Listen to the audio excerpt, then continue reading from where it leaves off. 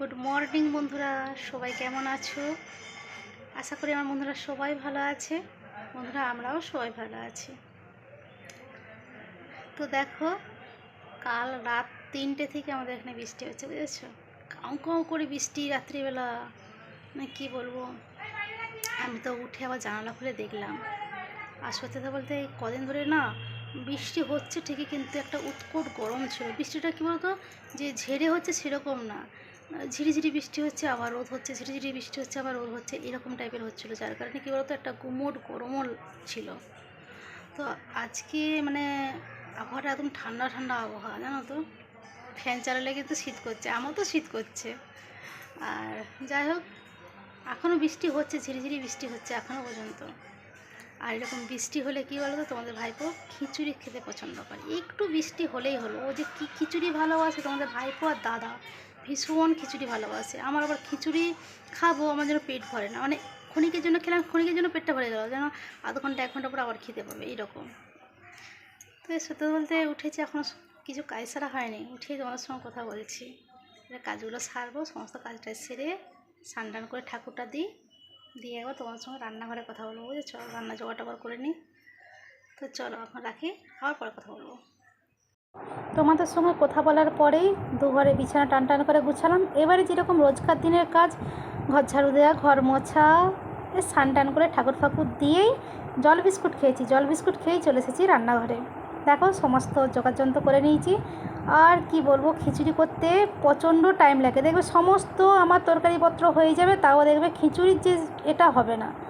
তো দেখো, এক পাশের দিকে হাঁড়িতে জল বসিয়ে দিয়েছি, জলটা গরম হোক। আর এক পাশেও গ্যাস জেরে কড়া বসিয়ে দিয়েছি। কী বলো তো, এ পাশের দিকে যেহেতু আমার সমস্ত ধোয়া পাগলাও হয়ে গেছে, যেগুলো ভাজাভুজি যা কিছু সমস্ত করব, তো ফালতু একটা গ্যাসে করে কি হবে, তাই না? তো এই পাশেও কী বলো তো, পটল ভাজাটা চাপিয়ে দেবো।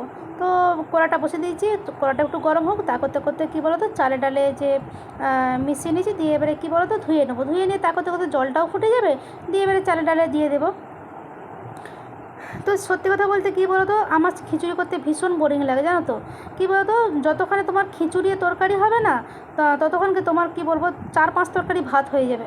আর এই দেখো, এই যে দুষ্টুটার কাণ্ড দেখতে পাচ্ছ। কেউ বলবে যে আমি বিছানাটা গুছিয়েছিলাম? বলো, বিছানা একদম দেখো ওলট পালট করছে। আর এই যে তোমাদের ভাইপা এই ঘরে পড়ছে। সামাজিক আন্দোলন শুরু হয় একটি সামাজিক প্রতিষ্ঠানকামী সম্প্রদায়ের নেতার মুঘল কেন্দ্রীয় শক্তির কাছ থেকে কিছু বাড়তি সুযোগ সুবিধা আদায়ের জন্য। পরবর্তী পর্যায়ে এটি সশস্ত্র বিদ্রোহের রূপ নেয় এবং এতে যোগ দেয়। অস্বাভাবিক দুষ্টুমি করছে দেখো, মানে ওকে ধরতেই পারছে না। একবার এপাশ হচ্ছে খাটে, একবার ওপাশ হচ্ছে খাটে, মানে তার মধ্যে কী বলতো, একটু যে ক্যামেরা করছে বুঝতে পারছে যে ওরা আমি ক্যামেরা করছি। ক্যামেরা একদম দেখো কীরকমভাবে চেপে দিচ্ছে করছে। আর দেখো তোমাদের ভাইপো চিৎকারের চোটে চলে এসেছে এই ঘরকে, বলছে আমাকে আর পড়া হবে না, ভাগনা যা করছে। আর দেখো, আর সত্যি কথা বলতে দুষ্টুকে প্রচণ্ড পরিমাণে ও ভয় পায়, জমের মতন ভয় পায়। আর দেখতে পাচ্ছ, আবার ক্যামেরাটা ধরেছি বলে কীরকম করে বালিশটা চাপা দিয়ে দিচ্ছে।